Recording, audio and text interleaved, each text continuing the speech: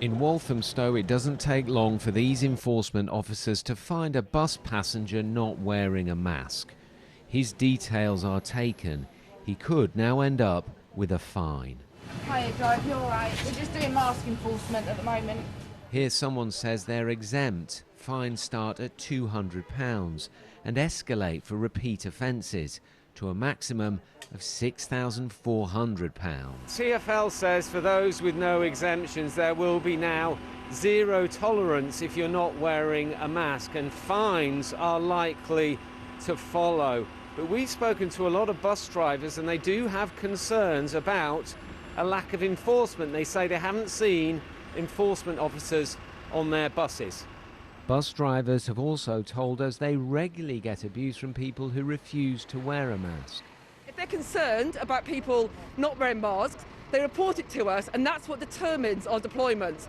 The officers you see out here today are in Walthamstow because bus drivers have reported their concerns to us.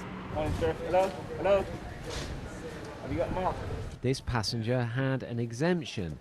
TfL says extra enforcement officers are now being deployed on TfL services. The British Transport Police run separate operations on the trains.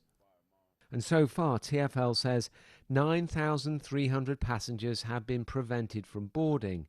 2,100 have been ejected from services, with 1,700 given fines. Mask enforcement, complaints from bus drivers, there isn't enough enforcement. Would you like to see more enforcement of mask wearing?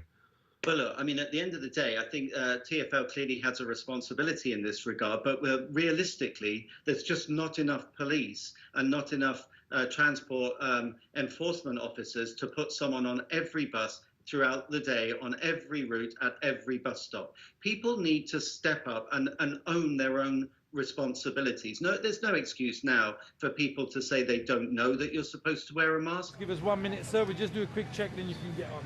TfL concedes it can't police every service, and there is a small minority who refuse to wear masks.